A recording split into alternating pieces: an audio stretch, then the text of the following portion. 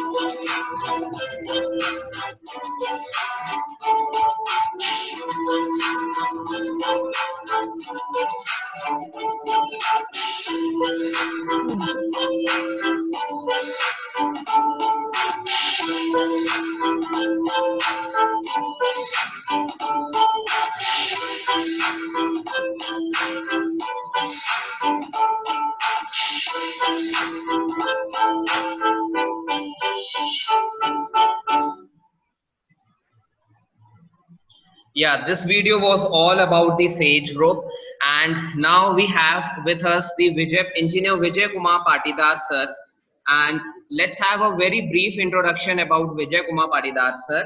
He is a motivational speaker and mentor for youth and children. Also presently, he is president and founder of Deshanjali Education and Welfare Society, working from 2013 in Indore and Bhopal as voluntary organization. Also, he is selected as social entrepreneur for incubation in TFIX program for Teach for India, that is from MP. Also, and he is associated with lots of social working organization and entrepreneur. Also, he has delivered many lectures over the country and shared the stage with many eminent speakers and politicians. Like day before yesterday only, he was the speaker with Dr. Mohan Yadav, Honorable Minister of Higher Education, Government of MP. Without wasting time, I request you, Vijay sir, to please proceed with your session. Thank you sir, thank you Mirza sir. I think everyone is comfortable with English and Hindi. Yes, sir. है ना? Okay. तो शुरुआत करते हैं अपन topic से पहले कि social entrepreneurship की हम बात कर रहे हैं कि सोशल एंटरप्रेन्योरशिप हमारे करियर में कैसे एक ऑप्शन बन सकता है। तो उससे पहले हम शुरू करेंगे कि एंटरप्रेन्योरशिप शब्द जो है इसकी डेफिनेशन जो हम लोग बुक्स में पढ़ते हैं और सारी चीजें दिखते हैं, आज के टाइम में बहुत फैशनेबल चीज हो गई है।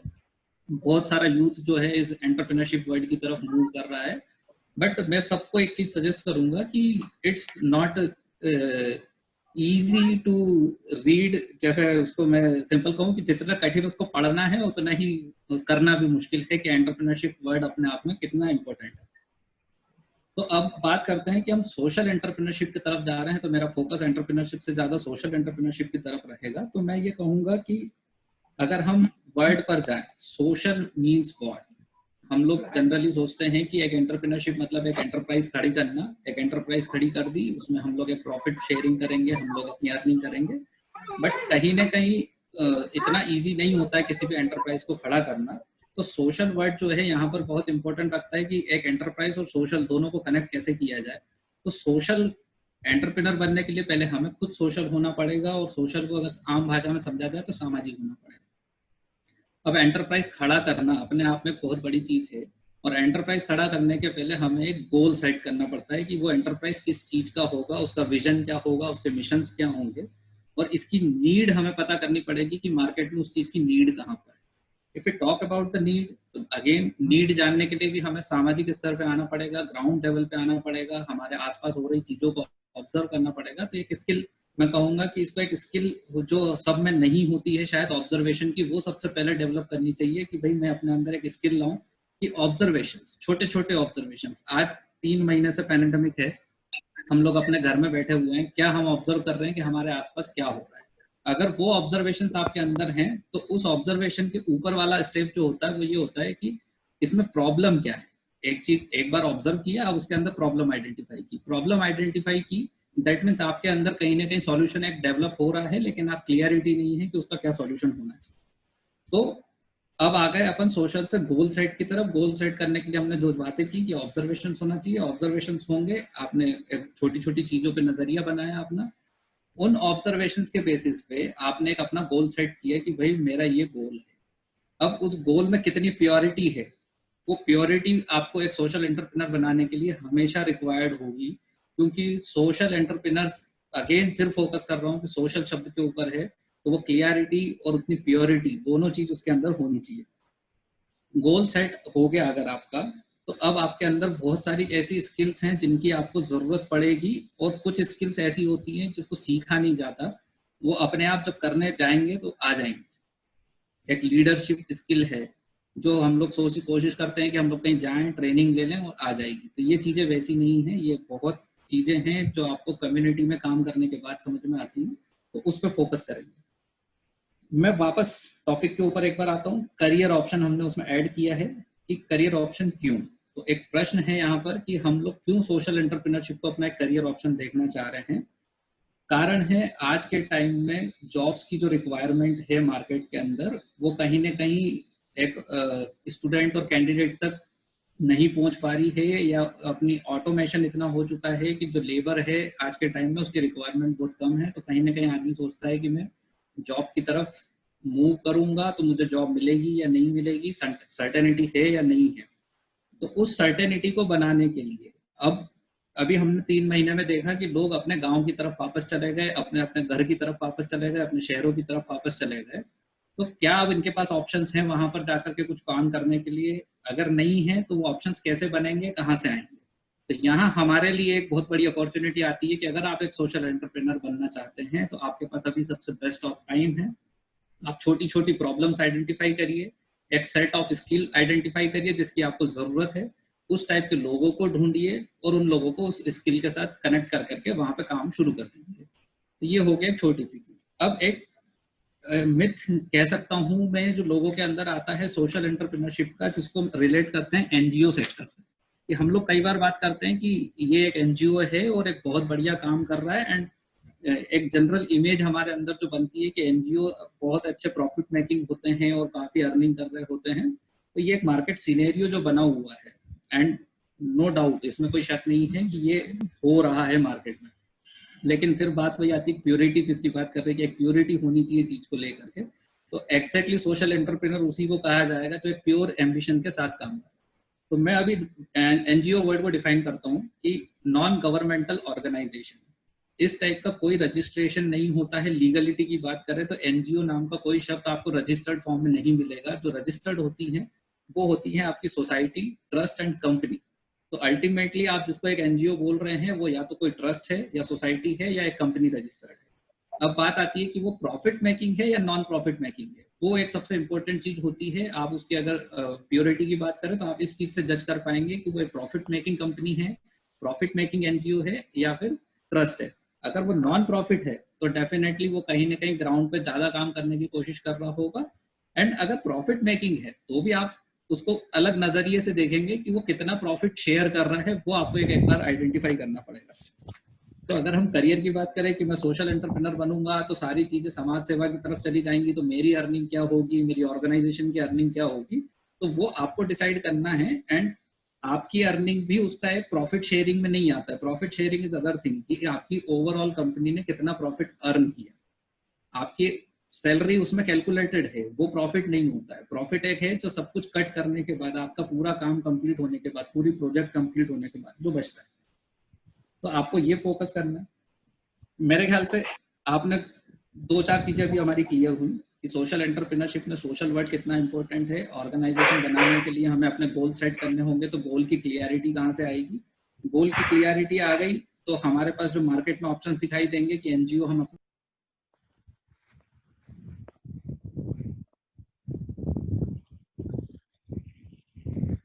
सर आप अनम्यूट। जी कर दिया सर, कर दिया। हेलो, आवाज आ रही है? हेलो जी सर आवाज आ रही है सर। ओके ओके, तो ये चीजें क्लियर हो गई इतनी। अब आते हैं अपन एक चीज के ऊपर कि एक एनजीओ सेटअप हो गया, या फिर ये कहेंगे कि आपका एक ऑर्गेनाइजेशन आपने सेटअप कर लिया। आपने या तो ट्रस्ट रजिस्टर करवाया होगा उसको, या सोसाइटी या फिर कंपनी, ठीक है। अब करेंगे क्या? आपके उसके कुछ गोल्स होंगे, कुछ एम्बिशंस होंगे, और आपने सारी चीजें करी, अपना मोटिवेशन सेट किया, आपने एक पूरा फॉर्मेट बना करके आप मार्केट में उतर रहे हैं। तो चैलेंजेस, वो कौन कौन से चैलेंजेस है जो आपके आने वाले हैं सामने। और एक सबसे बड़ा चैलेंज जो मैंने अपनी लाइफ में फेस किया वो किया, फैमिली को कन्विंस करना एक सोशल सेक्टर की तरफ मूव में। सबसे बड़ा चैलेंज होता है कि आपकी फैमिली उस चीज से कन्विंस है कि नहीं है, क्योंकि एक सोशल सेक्टर एक ब्लंडर सेक्टर दिखाई देता है सब लोगों को। सब लोगों के नजरिए में ये आता है कि हम लोग खुद अभी कुछ प्रॉफिट नहीं कमा रहे हैं या जॉब नहीं कर रहे हैं इतनी स्किल होने के बाद, तो वो हमेशा अगेंस्ट में जाते हैं। आप लोगों को सजेशन है, किसी भी जो भी सोशल सेक्टर में जाने की कोशिश कर रहा है उसको, कि आप उसको डिफाइन करते सीखें पहले, क्योंकि जब तक आप प्रॉपर खुद डिफाइन नहीं कर पाएंगे आप किसी को कन्विंस नहीं कर पाएंगे। तो पहले डेफिनेशन क्लियर होनी चाहिए कि एग्जैक्टली आप जो करने जा रहे हैं वो आपकी पर्सनल लाइफ में, आपके आसपास की सोसाइटी में कितना इम्पैक्ट क्रिएट करने वाला है। और अब तो जो चीजें हमने 2013 में की थी उस पर डेफिनेशन मिल चुकी है कि आत्मनिर्भर। तो अगर हम आत्मनिर्भर की बात करें तो हम वही करने जा रहे हैं सोशल एंटरप्राइज के थ्रू, कि हम एक आत्मनिर्भर बन रहे हैं, एक ऑर्गेनाइजेशन खड़ा कर रहे हैं जो आत्मनिर्भर है, जो किसी के ऊपर डिपेंडेंट नहीं है, खुद काम करेगा और सारी चीजें लेकर के आएगा। लीगली आपको एक बार रजिस्टर होने के बाद इसके अंदर कुछ चीजें होती हैं जो सर्टिफाई करवानी होंगी, जिसमें आपको बैंक अकाउंट है, आपके पैन कार्ड और ये सारी चीजें हैं। ये बहुत इंपॉर्टेंट चीजें होती हैं जो जनरली एक नया स्टार्टअप जब कोई खोलता है जिसको मार्केट एक्सपीरियंस नहीं होता है, वो इन चीजों को इग्नोर कर देता है कि मैंने अकाउंट नहीं खुलवाया, मेरे अभी स्टार्टिंग में फंडिंग ट्रांजैक्शंस नहीं है, कुछ नहीं है, मुझे तो काम करना है। बट नहीं, आप शुरू दिन से ही इन चीजों पे फोकस करें। आप अपना प्रॉपर अकाउंट खुलवाएं, आप अपना पैन नंबर रजिस्टर करवाएं ऑर्गेनाइजेशन का, आप 12A फॉर्म के लिए अप्लाई करें, आप ATG फॉर्म के लिए अप्लाई करें, जो गवर्नमेंट के लीगल टर्म्स हैं उनको फुलफिल करें। इसके बाद साल भर बाद आपको एक रिपोर्ट सबमिट करनी होती है जहां पर आप अपना ऑर्गेनाइजेशन रजिस्टर कराते हैं कि थ्रू आउट द ईयर आपकी क्या एक्टिविटीज हुई। वो करना भी जरूरी है, क्योंकि आज के टाइम में n नंबर ऑफ एनजीओज हैं जो सिर्फ नाम मात्र के लिए रजिस्टर हैं, या सोशल एंटरप्राइजेज हैं जो सिर्फ नाम मात्र के लिए रजिस्टर हैं और साल भर की रिपोर्ट सबमिट नहीं करते हैं। तो राइट नाउ द गवर्नमेंट, और जो है अभी गवर्नमेंट आपकी, वो बहुत अच्छे स्ट्रिक्ट एक्शंस ले रही है और सबको शट डाउन करने में लगी हुई है, क्योंकि इलीगल एक्टिविटीज बहुत ज्यादा बढ़ गई इन चीजों पर। तो हम लोगों को अगर अच्छा काम कर रहे हैं और ऐसी चीजों से बचना है कि आने वाले टाइम में हमारे ऊपर कोई एलिगेशन ना हो। एलिगेशन इस टाइप का होता है कि आपने आज तक रिपोर्ट ही सबमिट नहीं की, ये एलिगेशन नहीं होगा कि आप क्या कर रहे हो। तो इसमें फॉल्ट हमारा ही है कि हमने टाइम टू टाइम सारी चीजें सबमिट नहीं की। तो रिपोर्ट कैसे बनेगी? तो एक किसी भी चीज को हम लोग जो देखते हैं डे टू डे लाइफ में प्रैक्टिस में कि हम लोगों ने आज क्या किया उसको नोट डाउन करें सारी चीजों को, कि हमारी एक्टिविटी का नाम क्या है, उसका पर्पस क्या है, वो एक्टिविटी क्यों की गई, उस एक्टिविटी के पीछे आने वाले एक्सपेंसेस कौन कौन से होंगे, कितने लोग उस एक्टिविटी के अंदर पार्टिसिपेट करेंगे, and at the end who are the people जो बेनिफिटेड होंगे इस चीज। अगर वो चीज क्लियरली आपने एक पेपर के ऊपर मेंशन कर ली तो आप उसको कंपाइल करते जाएं। Eight the end of the year आपके पास सारी चीजें प्रॉपर कंपाइल्ड फॉर्म में होगी, जो आपके ऑर्गेनाइजेशन की एक इमेज क्रिएट करेगी गवर्नमेंट के सामने और पब्लिक के सामने कि आप क्या कर रहे हैं। तो this is the first step to improve your social impact in the society. और आप एक बार जब लोगों की नजरों में आना शुरू हो तो फिर बात शुरू होती है फंडिंग की, कि अब आपके पास बड़े प्रोजेक्ट आ रहे हैं, आपके पास काम बहुत ज्यादा आ रहा है, आपने अच्छी इमेज बना रखी है मार्केट के अंदर कि आप बहुत अच्छा काम कर रहे हैं, तो फंडिंग कहाँ से आएगी? तो अभी इंट्रोडक्शन में सर ने कहा कि मैं इंक्यूबेट हुआ एक ऑर्गेनाइजेशन के अंदर जिसमें मेरे को साल भर का इंक्यूबेशन था। तो इस टाइप के इंक्यूबेशन प्रोग्राम कई ऑर्गेनाइजेशंस के चलते हैं, जिसमें आपकी टाटा, विप्रो, इनके अपने अपने इंक्यूबेशन प्रोग्राम चलते हैं साल भर में, जिसमें आप लोग को वो फंडिंग भी मिलती है और इसके साथ में ये लोग ट्रेनिंग भी देते हैं कि आपको अपने ऑर्गेनाइजेशन को कैसे ग्रो करना है। तो if you are finding option कि मैं अपने ऑर्गेनाइजेशन को स्केल कैसे करूंगा, इसको और लंबे स्तर पे कैसे लेके जाऊंगा, मैंने एक छोटी सिटी से अगर स्टार्ट किया है, छोटे गांव से स्टार्ट किया है, तो मैं इसके मल्टीपल फॉर्म्स कैसे बनाऊंगा कि आज मैं एक गांव में काम कर रहा हूँ, मैं 100 गांव में काम करना चाहता हूँ, तो क्या क्या चीजें होंगी जिसके थ्रू जा पाएंगे। तो आपका प्रेजेंटेशन स्किल, जिसमें आपने सारी चीजें आपकी रिकॉर्ड फॉर्म में रखी हुई है, ये बनाते रहिए। आपकी लीगलिटी जो मैंने बात की, ये सारी चीजें अगर कंपाइल्ड है तो बहुत इजी होता है मार्केट में जाके अपनी चीजों को बताना और प्रेजेंट करना।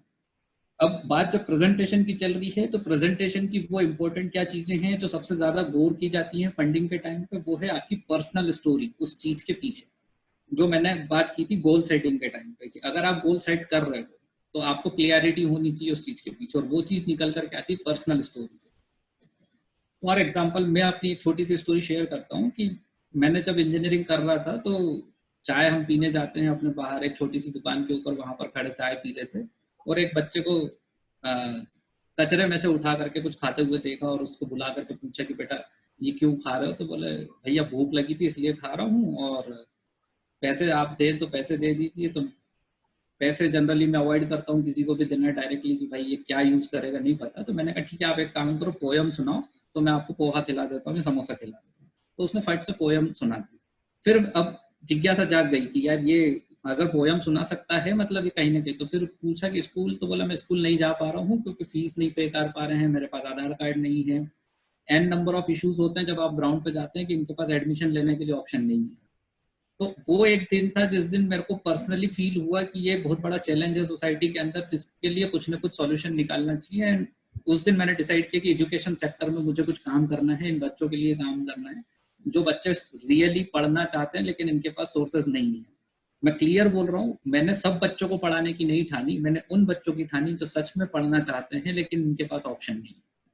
तो क्लियरिटी थी करना क्या है, उस चीज को लेकर के आगे चला।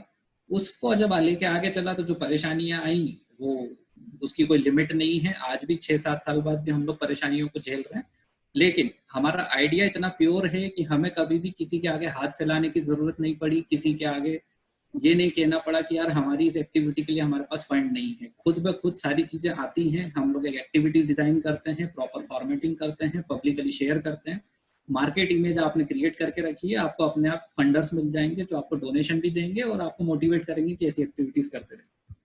उसके बाद फंडिंग में सेकंड ऑप्शन आता है CSR।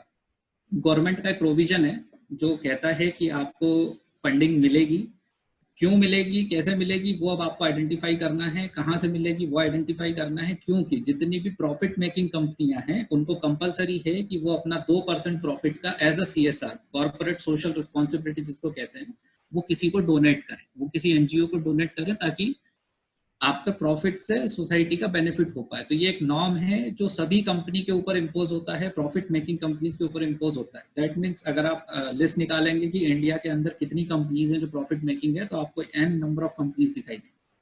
आप सबके पास नहीं जाएंगे। मतलब मैं पर्सनली रिकमेंड करूंगा कि आप जिस एरिया में काम कर रहे हैं, आप उस एरिया के आसपास की कंपनी को आइडेंटिफाई करिए कि ऐसी कितनी कंपनीज हैं जो CSR के लिए किसी को ढूंढ रही है।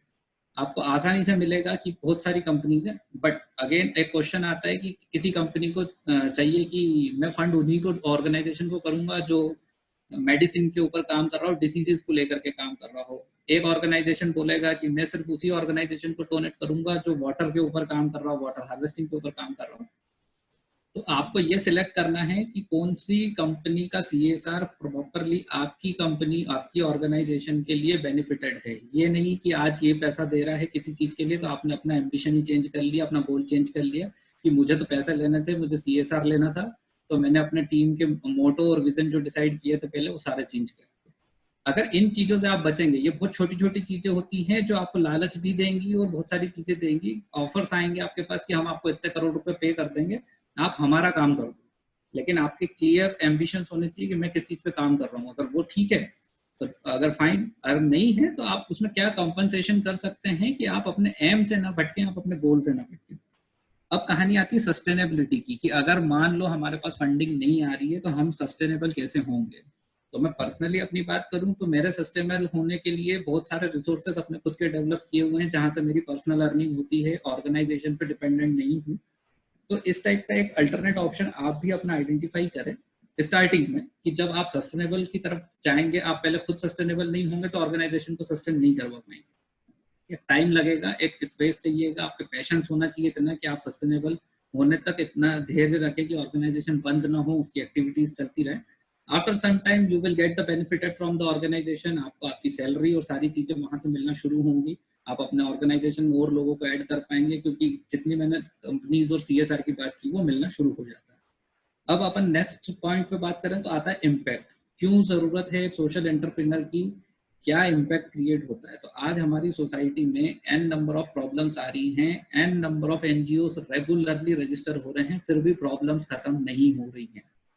तो उसका फॉल्ट क्या है? फॉल्ट ये है कि एक बार रजिस्टर तो हो जाता है, ऑर्गेनाइजेशन गोल सेट कर लेता है, सारी चीजें कर लेता है, लेकिन जमीनी स्तर पे काम कुछ नहीं कर। तो आज भी जरूरत है अच्छे ऑर्गेनाइजेशंस की, अच्छे सोशल एंटरप्राइजेस की, जो बड़े लेवल पे आए, ग्राउंड लेवल पे काम करें और चीजों को बदलें। लीडरशिप स्किल अगर मैं बात करूं तो मैं डिफाइन करूंगा 4D जो एक लीडर के अंदर होनी चाहिए कि, और ये सारी बातें कवर कर चुका हूं, सिर्फ डिफाइन कर रहा हूँ। डिस्कवर, आप सबसे पहले प्रॉब्लम को डिस्कवर कर पाए। तो 4D की जो बात कर रहा हूँ, पहला D है डिस्कवर, दूसरा D है डिफाइन। डिफाइन इसलिए कि आपने एक बार प्रॉब्लम आइडेंटिफाई कर ली तो उसकी डेफिनेशन आपकी क्लियर होनी चाहिए कि ये प्रॉब्लम और ये सॉल्यूशन है। उसके बाद थर्ड D आता है develop. Develop means what is the best solution you have to develop, ये मेरी तरफ से बेस्ट सॉल्यूशन है। एंड द लास्ट थिंग जो लेक कर जाती है सारे ऑर्गेनाइजेशन में, वो है डिलीवर, कि हमने प्रॉब्लम भी आइडेंटिफाई कर ली, हमने टीम भी बना ली, हमने सॉल्यूशन भी ढूंढ लिया, लेकिन अल्टीमेटली ग्राउंड पे जाने के बाद क्या वो डिलीवर हो पाया।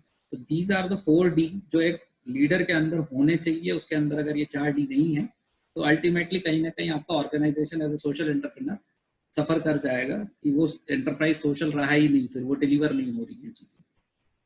इसके अलावा मैं लास्ट बात जो बोलूंगा कि सोशल एंटरप्रेन्योरशिप की डेफिनेशन अब करंट स्थिति में चेंज करके इसको किया जाना चाहिए सस्टेनेबल एंटरप्राइजेस, क्योंकि सस्टेनेबिलिटी की सबसे ज्यादा जरूरत है आज के टाइम में हर किसी को।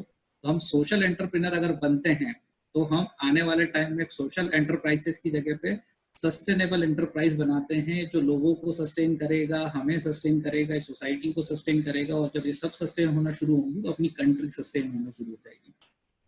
और इनके करने के लिए एक 5P फॉर्मूला है, इन 5 चीजों पे काम किया जाए, इन 5P के ऊपर काम किया जाए। तो पहला P है प्लेनेट, दूसरा P है पीपल, तीसरा P है prosperity, fourth P is peace and fifth is partnership.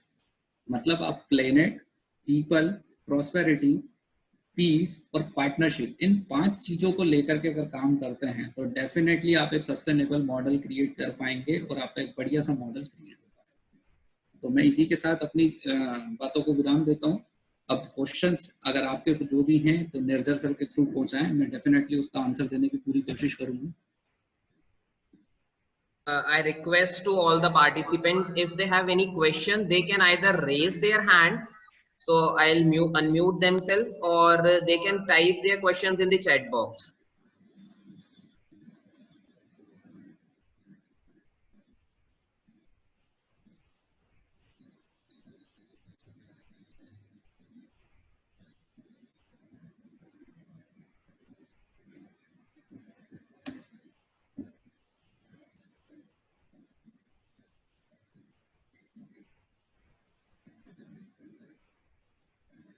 नेजर sir, जब तक आपके अगर कोई क्वेश्चन रेज हुआ हो तो आप पूछ लीजिए।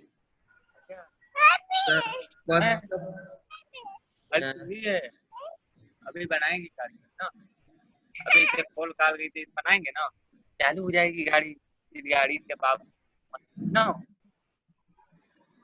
Yeah, first of all, I'd like to thank you, Vijay sir, for your wonderful guidance. और आपने जो मार्गदर्शन दिया है सोशल एंटरप्रेन्योर्स के लिए, वो हम उम्मीद करते हैं हमारे जितने भी पार्टिसिपेंट्स हैं, दे आर ऑलमोस्ट बेनिफिटेड। और इसी के साथ साथ मेरा एक पर्सनल जो क्वेश्चन है कि बहुत सारे लोग अगर ये बोलते हैं कि सोशल एंटरप्रेन्योर हम बनते हैं या एनजीओ नॉन प्रॉफिटेबल ऑर्गेनाइजेशन है, तो वो लोग अपनी ब्रेड अर्न कैसे कर सकते हैं सर? बिकॉज अल्टीमेटली अगर हम यहाँ पे हमारी जो टारगेट ऑडियंस है यूथ है, उसके बाद आप भी इतने यंग हैं, और हम अगर हमें बात आती है अपने एक्सपेंसेस को मीट करने के लिए, तो हम वो कैसे मीट कर पाएंगे? सर, इसका सिंपल सॉल्यूशन अगर मैं दूं तो local people, local problem and local solution, अगर ये चीज हम लोग मीट कर पाते हैं तो हमारी ब्रेड बटर, और अगर मैं शुद्ध हिंदी में बोलूं कि रोटी कपड़ा और मकान, तो तीनों चीज पूर्ति हो जाती है। और ये पर्सनल एक्सपीरियंस है मेरा कि जब हम किसी मॉडल के साथ काम करते हैं या किसी प्रोजेक्ट पे काम करते हैं, तो वहाँ के लोकल लोगों के साथ अगर काम करते हैं, पर्टिकुलरली हम बाहर से रिसोर्सेज का यूज ना करके हम लोकल के साथ जाएंगे, तो हमारे एक्सपेंसेस अपने आप इतने डाउन हो जाते हैं कि हम लोगों को फिर पर्सनली जो आप ब्रेड और बटर की बात कर रहे हैं, वो शायद जरूरत सोचने की जरूरत नहीं पड़ती। Okay, thank you sir. From the participants, do we have any questions? I think there is a question from Utpal Agrawal. He is asking ki what changes you want in today's education system. Okay. Prabal, बहुत critical question है, and everyone is asking these questions कि education system में आप क्या change देख रहे हैं या देखना चाहते हैं। पहली चीज, हम लोग जो पिछले 8-9 साल से जो काम कर रहे हैं एजुकेशन सेक्टर के अंदर, उसमें एक अनुभव रहा हमारा कि हमारा जो पूरा सिद्धांतिक बेस्ड एजुकेशन सिस्टम है, जिसमें सिर्फ वन वे कम्युनिकेशन चलता है कि आप सिर्फ बोलते जाओ, सामने वाला स्टूडेंट सुनता जाए, वो चेंज होना जरूरी है। और उसकी तरफ एक बहुत बड़ी मुहिम चल रही है और लोग मूव कर चुके हैं। अब हर आदमी अपने आप को एक अपने बच्चों को भेजने के पहले बार सोचता है कि इनको कैसे एरिया में भेजा जाए, कैसे सिनेरियो में भेजा जाए, कि एनवायरमेंट क्या उस बच्चे के लिए क्रिएट किया जाए, ये बच्चा वहाँ पे बोलना सीखे। और इसका एक शॉर्ट अगर आंसर दें कि अब एजुकेशन सिस्टम में क्या चेंज आना चाहिए, तो education should be sustainable education, तो उस बच्चे को सस्टेन होना सिखाए, अपनी लाइफ में सस्टेनेबिलिटी कैसे मेंटेन करनी है वो सिखाए। आज पैंडेमिक में कितने लोगों की जॉब जा रही है, लोग इस चीज पे सबसे ज्यादा परेशान है कि मेरे पास डॉक्टरेट है, मेरे पास मास्टर है, बट मेरी जॉब खतरे में है, मैं क्या करूं। मैं पिछले 10 साल से अच्छी मतलब they have good package, 10-10 lakh के पैकेज के बाद भी आज वो सस्टेनेबिलिटी की प्रॉब्लम फेस कर रहे हैं। तो जो एजुकेशन में फोकस कर रहा हूँ, जो होना चाहिए वो एक सस्टेनेबल एजुकेशन होना चाहिए, जिसमें हम हर बच्चे को ये प्रैक्टिस करें। Next question we have from Irshad Ahmed Khan sir. जी, हेलो हेलो, हाँ सर, गुड आफ्टरनून। हाँ सर, मेरा एक क्वेश्चन है। आपने बोला था कि आप अगर नॉन प्रॉफिटेबल ट्रस्ट कर सकते हो या सोसाइटी एज ए रजिस्टर्ड कर सकते हो, तो इसमें क्या डिफरेंस है और क्या किस में हमको जाना चाहिए? इधर सोसाइटी में जाना चाहिए या ट्रस्ट ओपन करना चाहिए for running NGO, you can say. बहुत बहुत बढ़िया क्वेश्चन है। बहुत बारीक चीज होती है ये कि ट्रस्ट और सोसाइटी के बीच में क्या डिफरेंस है। तो मैं इसको सिंपल भाषा में समझाऊंगा। अगर आपको अकेले राज करना है तो ट्रस्ट सबसे बेस्ट ऑप्शन है। वो लाइफ टाइम आप उसके मेंबर रहेंगे और eight the end of your life also आप वहाँ ट्रस्टी कहलाएंगे। और अगर आप एक ट्रांसपेरेंट सिस्टम डेवलप करना चाहते हैं जिसमें रेगुलर बेसिस पे प्रॉपर इलेक्शंस हों, सारी रिपोर्ट सबके सामने रखी जाएं, तो उसके लिए आप सोसाइटी रजिस्टर करें। तो मेरा व्यक्तिगत रूप से हमेशा जो जाता हूँ मैं सोसाइटी की तरफ जाता हूँ कि सोसाइटी में हमेशा ट्रांसपेरेंसी मेंटेन होती है। आप प्रश्न का जवाब देने के लिए बाध्य होते हैं कि कोई आपसे अगर कोई प्रश्न पूछ रहा है तो आपको उसका जवाब देना। Yes sir, thank you so much sir. Okay sir एक चीज़ और है जी। मैं पूछना चाह रहा हूँ कि अभी हम देखते हैं कि जितने भी केजी स्कूल्स हैं, केजी में मतलब नर्सरी में जो लगते हैं वो गवर्नमेंट में नहीं होते, मैं जहाँ तक जानता हूँ वो 1 से स्टार्ट होते हैं गवर्नमेंट जी जी। तो क्या ऐसा गवर्नमेंट के पास या आपके एनजीओ के पास ऐसा कोई मॉडल है कि वहां पर भी ऐसा कुछ करें कि वो बचपन से ही मतलब उस समय पर मतलब थर्ड उनकी वो लर्निंग छोटे शुरू हो से, जाए। हाँ वो वहीं से लर्निंग स्टार्ट हो जाए उन लोगों के लिए, क्योंकि जी मोस्टली मैंने देखा है कि वो जब 6 साल के हो जाते हैं या 5 साल के होते हैं देन वो लर्निंग स्टार्ट होती है। तो क्यों ऐसा कुछ मॉडल हम आपके पास है या गवर्नमेंट से आपकी कोई बात चल रही है ऐसा कुछ करने का? सर इसके ऊपर मैं सिंपल आंसर देता हूँ, एक चीज करेक्ट करता हूँ कि गवर्नमेंट स्कूल की अगर बात करें तो वो फर्स्ट से शुरू होते हैं, लेकिन आंगनवाड़ी और ये सारी चीजें तो बच्चों के लिए पैदा होते से शुरू हो जाती है। Even before birth mother registration करवाती है आंगनवाड़ी में और वहां से उसका सारी चीजें शुरू होती है कि उसको टीके लग रहे हैं नहीं लग रहे हैं, और वो वहां से रेगुलर बेसिस पे एज ए स्कूलिंग या लर्निंग स्पेस उसको मिलता है जहाँ वो खेले कूदे, उसको एक प्रॉपर मील दी जाए जहाँ पे उसकी सबसे पहला बच्चे की लर्निंग से पहले उसको न्यूट्रिएंट्स प्रॉपर मिल रहे हैं नहीं मिल रहे उस पर फोकस होता है। एंड इस टाइप के एन नंबर ऑफ मॉडल्स हैं जो मैं आपको लिस्ट करके पर्सनली दे दूंगा कि कितने लोग जो इंडिया में अलग अलग लेवल पे, कुछ लोग सिटी में काम कर रहे हैं इस चीज के ऊपर, कुछ लोग गांव में काम कर रहे हैं, वो बहुत बढ़िया मॉडल हैं जिस पे काम हो रहा है और रिजल्ट्स भी बहुत अच्छे हैं और हर बच्चे की लर्निंग हो रही है। और उसकी एक खास बात और बता दूं कि वो ना स्कूल है ना कुछ है, वो सिर्फ एक लर्निंग सेंटर है जहाँ पे शायद स्कूल बच्चे की उम्र के हिसाब से नहीं उसकी क्लास डिसाइड की जाती है, उसकी लर्निंग कैपेसिटी के हिसाब से उसको इम्प्रूव किया जाता है कि अब इसका लेवल 1 कंप्लीट हो गया, इसके लेवल 2 पे इसको शिफ्ट करना चाहिए। तो डेफिनेटली इस टाइप के एजुकेशन सिस्टम्स एग्जिस्ट कर रहे हैं और बहुत सारे ऐसे प्रोजेक्ट्स हैं जो गवर्नमेंट के साथ काम भी कर रहे हैं। उत्तर प्रदेश और लखनऊ में कुछ हैं हमारे पहचान के जो दोस्त हैं, वो लोग काम कर रहे हैं।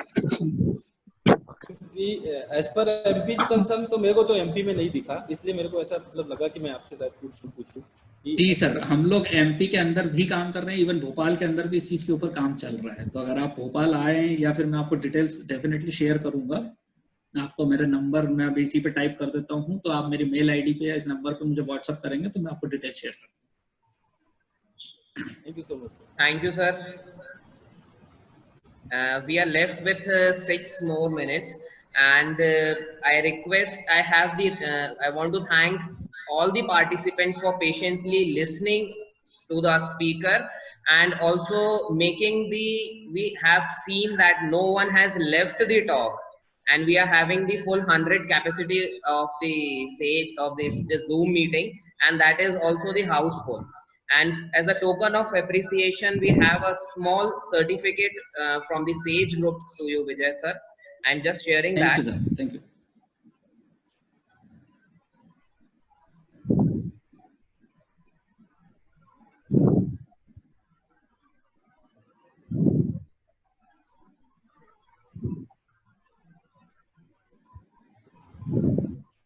This is the certificate of appreciation from the Sage Group to you, Vijay sir. And personally, Thank when you. I'll meet you, I'll hand over to you.